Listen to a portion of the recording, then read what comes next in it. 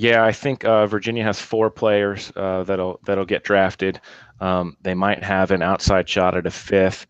Obviously, you mentioned Kurt Benkert. I think he's going to get picked up somewhere, which is great. I mean, the kid, he has all the tools. For him, it was just a matter of consistency. And I'm not sure that the play calling that he was given was always the best for him, and always kind of put him in the best position. But I think he'll get picked up. And then you got the three guys on defense.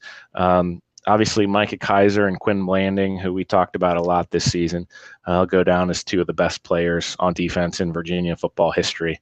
I'd look for them to get picked up. Blanding finished his career as UVA's all-time leading tackler. And Kaiser, he won the academic Heisman.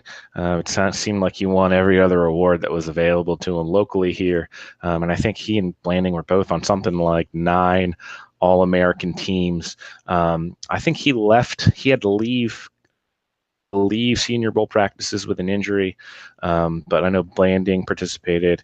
And then also Andrew Brown, who was a defensive tackle type for UVA, who had a breakout senior season. I know he impressed scouts quite a bit during Senior Bowl practices. So I would look for all four of those guys to get picked up. And then the other one that intrigues me is wide receiver Andre Lavroni. Had kind of an injury-riddled career at UVA, but had a healthy senior season and really was Virginia's kind of top offensive threat as far as a vertical passing game. And so I think he might have the ability to catch on somewhere as well. So that's it. It'll be a full draft weekend for Virginia fans. I'm a bit curious about Levrone just because when I watched the games, which we're looking at 5 or 6 of the more prominent games, it looked like he was making some misplays downfield, dropped passes. He just seemed to burn the team at times with some misplays or maybe some lack of effort plays, balls that he could have extended on. And I've heard good things about him, and I've seen flashes, but at times he just didn't seem to be at the right place at the right time, and it was typically his fault, or he's dropping a pass, or maybe not extending for a pass that he should have.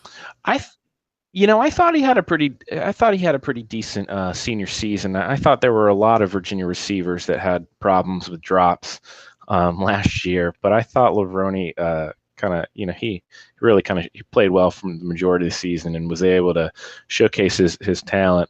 He had a great game against Boise State with 2 really highlight reel catches against them. He had a big catch at the end of the game against Virginia Tech that kind of gave Virginia a little bit of life.